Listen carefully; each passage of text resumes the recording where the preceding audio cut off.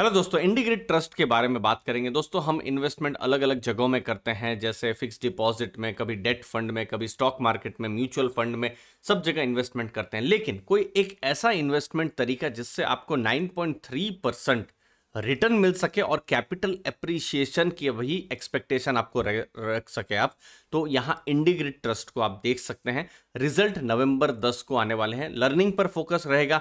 मैं इसके बारे में और लर्निंग इस वीडियो में आपको मैं बताऊंगा। तो देखिए, सबसे पहले ये Q2 के रिजल्ट नवंबर 10 को आने वाले हैं। Q1 में ऑलरेडी उन्होंने ₹3.30 का डिस्ट्रीब्यूशन दिया था। अब स्क्रीन में नीचे की तरफ देखिए, जहां उन्होंने लिखा है कि ये डीपीयू मतलब डिस्ट्रीब्यूशन पर यूनिट, उन्होंने गाइडेंस दिया है पूरे फाइनेंशियल ईयर का कि वो ₹13.20 हर यूनिट में उनका प्लान है डिस्ट्रीब्यूट करने का जो यूनिट होल्डर्स है। तो ₹3.30 हो चुका है।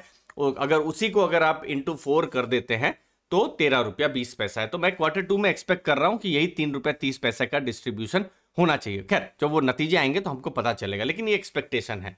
अब यहां इंपॉर्टेंट है हमको समझना कि पिछले कुछ सालों में डिस्ट्रीब्यूशन का ट्रेंड उन्होंने इंक्रीज किया हुआ है, जो कि एक पॉजिटिव चीज है। जैसे पिछले साल इसी समय में ₹3.19 वो दे रहे थे, लेकिन इस साल ₹3.30 कर दिया है। अभी किस हिसाब से Q2 Q3 होगा हम देखेंगे। अब क्या कंपनी प्रॉफिट कर रही है, कमा रही है? तो देखिए, रेवेन्यू 560 करोड़ है, जो कि पिछले बार के बिल्कुल फ्लैट रेवेन्यू रहे हैं। लेकिन हाँ, Q1 में जो कैश फ्लो है उन्होंने कम जनरेट किया था। इसके बारे में मैं थोड़ी देर में आपको समझाने वाला हूं। अब ये है इंपॉर्टेंट चीज कि इंडिग्रिड है क्या, ये आपको क्वेश्चन हो सकता है। तो दोस्तों देखिए, बहुत सारी भारत में ट्रांसमिशन की लाइंस हैं और ये सब ट्रांसमिशन के जो एसेट्स हैं उनको मोनिटाइज किया गया है इंडिग्रिड के द्वारा। और मोनिटाइज चूंकि किया गया है तो उनको जो भी कैश फ्लो आते हैं ट्रांसमिशन लाइन के, इलेक्ट्रिसिटी से जो कैश आता है, उसको वो फिर जो भी इन्वेस्टर्स हैं उनको वो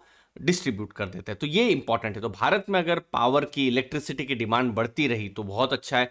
ट्रांसमिशन लाइन बढ़ती रहे, जैसे उन्होंने कहा भी है कि अगले 5 साल में ट्रांसमिशन का जो प्लान है भारत में ग्रोथ का और ज़्यादा है। 1.2 ट्रिलियन का जो है एस्टिमेशन है उतना खर्चा करने का। नई ट्रांसमिशन लाइन भी बहुत सारी आएंगी, तो मोनेटाइजेशन के भी चांसेस बढ़ सकते हैं। बट ये तो फ्यूचर की बात रही है।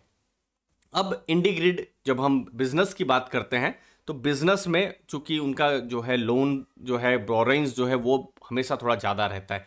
तो एक चीज़ थोड़ा सा यहाँ पर एक थोड़ा रिस्क कम कर देती है, वो है उनकी स्ट्रॉन्ग रेटिंग, जो कि AAA की रेटिंग है। और जो उनका AUM है और नेट डेट देखें, मतलब ₹58 का नेट डेट है और AUM ₹100 का, ये पॉजिटिव है। 70 से ऊपर नहीं जाना चाहिए। कभी भी आप इन्वेट को देखें तो 70 से नीचे हो तो बहुत ही अच्छा है। बाकी कैश बैलेंस उनके पास अभी है 8.8 बिलियन का। बाकी यहाँ पर एबिटा बाई इंटरेस्ट जो है 2 के आसपास आप मान सकते हैं दोस्तों। अब उन्होंने कहाँ पर कमाया है पैसा, जैसे Q1 की जब हम बात करेंगे तो उन्होंने 115 करोड़ रुपए कमाए हैं और 116 करोड़ रुपए कमाए थे पुराने, मतलब रिजर्व में पैसा थे, तो 231 करोड़ का उन्होंने डिस्ट्रीब्यूशन दिया था।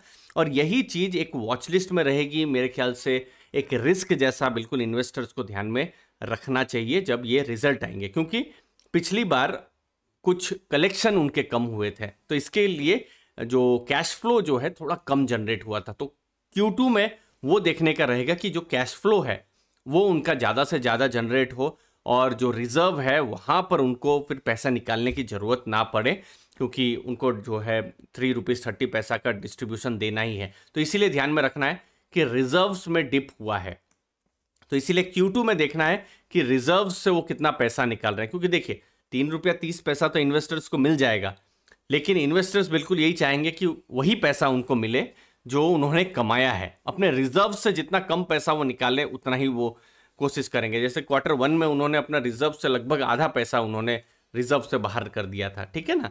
तो ये मैं फिर मैनेजमेंट कमेंट्री भी पढ़ रहा था, तो उन्होंने कहा है कि चीज़ें नॉर्मलाइज हो जाएंगी अगले कुछ क्वार्टर में, क्योंकि Q1 में कलेक्शन थोड़े कम हुए थे। तो ये एक ट्रेंड है Q2 में देखने के लिए। तो एक मैनेजमेंट का अभी ऑब्जेक्टिव यही है कि जो भी कैश फ्लो है वो प्रिडिक्टेबल इन्वेस्टर को मिलने चाहिए। तो ये इंपॉर्टेंट है। ₹13.20 हम एक्सपेक्ट कर रहे हैं यहाँ पर जब हम इंडिग्रिड की बात कर रहे हैं।